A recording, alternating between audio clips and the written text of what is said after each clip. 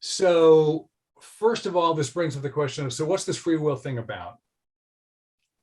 And I think what designing your life is about is the co-creation of our lives, that we get to be collaborators alongside with, but under God. So we're neither puppets nor totally free agents. There's an old line that says too many Christians are practicing atheists. I actually think a more accurate statement is too many Christians are practicing deists. And a deist, has the alarm clock God, where, God, yes, it was God and God's the creator, but he wound up reality like an alarm clock, and he put, evolution and physics and all that stuff in place, and it's just unwinding. So we actually live in a mechanistic universe, but it's of God's design. That's a deist, right? And too many people act like that's the way things are going. The God's on the outside, and I got to sort of solve it my problem, as opposed to there's this incredible dynamic of the participating immanent God. John 5:19, I do only what the Father shows me. So, Jesus, the least creative man who ever lived, my mentor says, because all he did every day was the same darn thing: follow. So we're in this dynamic relationship of co-participation with the reality of God.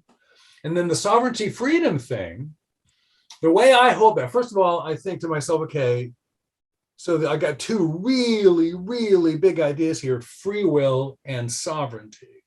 First of all, I kind of think, I sort of have a feeling that the free will thing makes sense to me. I think I have some free will, and I think I kind of get it. And that makes sense, because if I'm going to be held responsible for how I exercise my agency, that ought to be within my capacity to perceive it. It would seem fair for God to make me capable of handling that which I'm responsible for. Otherwise, it's just a setup. Now, the sovereignty thing, I don't actually have that. I have domain sovereignty, we're Kuiperians, right? But I don't have the kind of sovereignty God does. So that's actually over my pay grade.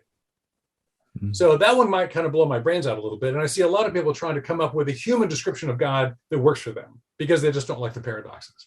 Yeah. So the way I hold that, by the way, is that all of creation is within God. I mean, creation is out on the side and God's another being. God isn't a being, God's the ground of all being. So everything is within God. God's holding all things together at all times in ways that are beyond my comprehension, but not beyond my experience.